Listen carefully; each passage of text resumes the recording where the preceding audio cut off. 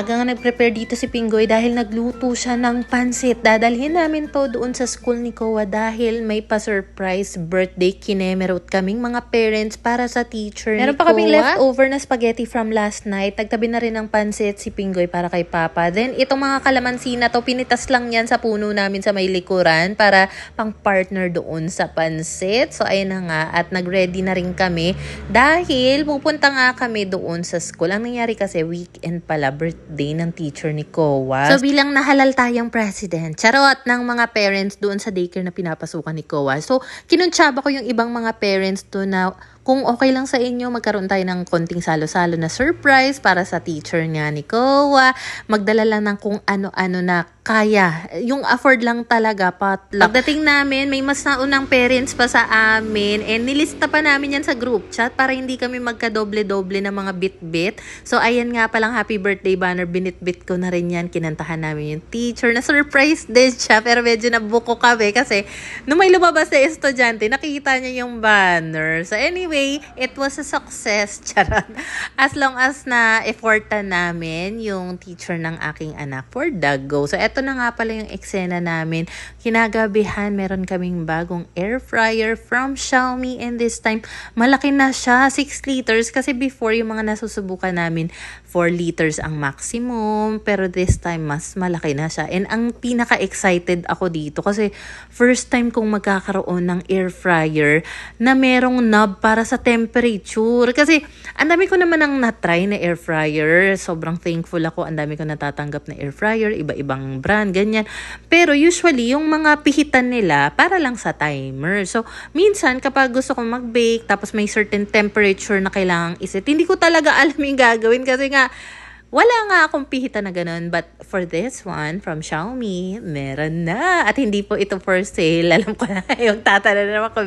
Hindi po. Gusto ko to. So, bale, yung extra ko na air fryer dyan na mas maliit, yun ang ile-let go ko. Para naman, dagdag funds pa malengke. Medyo malalim nga pala yung itsura ng loob nitong basket. Tapos may kasama pa siyang ganyan na parang strainer siya. Kay Pinggoy ko talaga pinang-unbox to kasi isa-surprise ko nga siya dahil siya naman madalas talaga nagluluto sa amin. So ito na ngayon sinasabi ko, meron ng pihitan for temperature up to 200 degrees Celsius. So sakto dahil magdi-dinner na nga rin kami. So bago pala ito ginamit ha, syempre hinugasan ni Pinggoy yung pinaka-basket niya. Then, dito sa ibabaw, usual naman to sa mga air fryer, may mga guides lang dyan kung anong temp, ilang minuto, depende sa kung ano yung ilalagay or lulutuin mo sa loob. Chicken ba yan, shrimp, pizza, fish, cupcakes, or kung ano-ano pa. So, ayan. Sobrang puting-puti talaga siya. So, etong rice cooker na pinaglutuan kasi ni Pinggoy, Xiaomi din yung brand niyan. Ilang taon na rin yata sa amin yan. And hindi ko na siya pinalitan kasi ang ganda lagi ng saing dyan. As in, walang tutong at all na kanin. So, eto na nga pala. Hindi man lang ako nasabi yan ni Pinggoy, luto na pala. At ayan yung itsura ng roasted chicken. Meron pa kami natirang giniling na sayote. Kaya naman, ayan, napakasarap ng dinner namin today. Thank you, Lord. Even yung mga anak ko, gustong gusto to, lalo na yung medyo crispy part. Ang sarap kasi magluto ni Pinggoy ng mga ganyan. Minamarinate niya muna kasi yan bago niya lutuin. So, ayun, thank you so very much Xiaomi dahil napakasarap ng ulam namin today. If ever na bet nyo ng ganong air fryer from Xiaomi, lalagay ko yung link niyan sa comment section and nasa showcase ko rin yan sa Black App. So, bago pa kami matulog, ito yung pinakahuling agenda ko. Meron akong bagong Simplus na steam iron. Alam mo, sobrang sakto lang din talaga nung dating nito kasi meron akong mga uniform na mga bagets na kailangan planchahin na nandun pa nga sa likod. So, kinuha ko na muna siya and then nag-prepare na nga ako dito ng water. Kailangan mo kasing lagyan ng water, yung water tank ng steam iron bago mo siya isaksak para safe lang. And alam mo ba, bang film nga ako dito.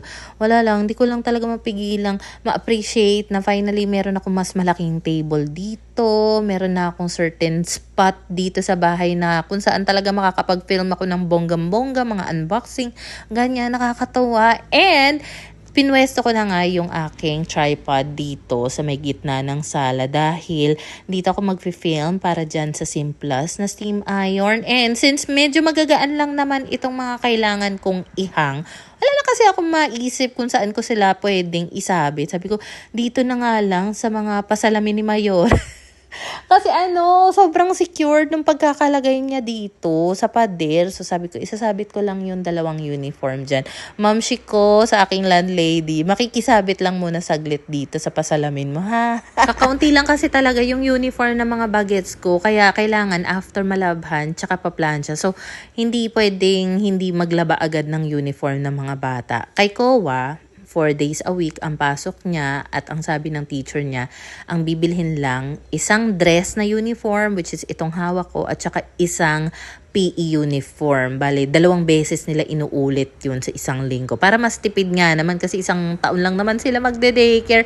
Pero kay Pinky, 2 set ng uniform itong kanya. Tapos wala pa kasi silang official na PE uniform, kaya hindi pa namin siya mabilhan. So, ito nga palang simple steam iron. As you can see, pwede mo siyang magamit kung nakahang or nakasabit lang yung mga damit na nakahanger, tulad na lang yan. Pero kung gusto mo yung typical na mga plancha na nilalapag yung damit sa sofa, sa kama, pwede rin naman. At saka travel friendly din kasi yan. Anyway, tapos na nga ako magplansya dito. So, yung iba na hindi pa naman gagamitin, ipapasok ko na doon sa cabinet sa loob ng kwarto. Pero yung gagamitin nila, para kinabukasan, dito ko na lang inilagay. Kasi after maligo ng mga bata, sa sala na lang talaga namin sila binibihisan. Kasi ang daming inaasikaso sa kanila. So, for the meantime, eto nga lang pala yung pinapasuot namin kay Pinky. Kasi napansin namin every Wednesday, yung ibang classmate niya, naka-blue jogging pants. At saka ganyang shade ng color blue na t-shirt. Sabi ko, meron naman siyang ganyang shade ng blue na shirt. Why not yun na lang ang ipasuot muna natin habang wala pa silang official PE uniform, para naman hindi niya ma-feel na parang left out siya sa iba niyang classmates. Kanina nga pala, nandito sa gitna yung tripod ko nakapwesto, at dahil tapos naman na akong mag-film, ayan, inusog ko na nga yung sofa at pinasok ko na rin sa loob, malamang itong mga extra uniform na pinagpaplansya ko kanina. Pero hindi pa kasi ako tapos, kailangan ko pang lumabas dito dahil syempre magpapatay tayo ng ilaw. Ang dami kong pinagbubuksan na ilaw dyan kanina, and in fairness, dito sa sala, kung bubuksan ko talaga lahat ng mga ilaw dyan, maliwanag siya. At saka ang ganda ng mga pailaw ni Mayora dito. In fairness din talaga, grabe. Ang laki na, ang lawak na talaga nitong sala na ginagalawan namin. Parang nakakapanibago nga pa rin minsan, lalo na kapag mag-unboxing kami dito. Kasi nagagawa na namin siya sa loob ng sala. Pinatay ko na rin pala yung mga ilaw dito sa sala as much as possible, kasi isang ilaw lang doon sa may bandang banyo lang ang binubuksan namin sa gabi. Pagpasensyahan nyo na rin pala yung nasa likod ng pinto. Ang dami pang karton dyan dahil part yan ng trabaho ko. So, kinabukasan nga pala, pagkatapos namin masundo si Kowa sa school, pumunta kami ng bayan para magbayad sa batili. Kasi pag nagbabayad kami doon, after na siya ng due date. Kaya kailangan diretso sa opisina ng batili. Nag-lunch na rin pala muna kami dito sa may Kenny Rogers. Then dumiretso kami sa Prime Water. Nireklamo rin kasi namin yung mataas naming tubig na bill, pero nagbayad na rin kami. So, ayun lang muna ang chika.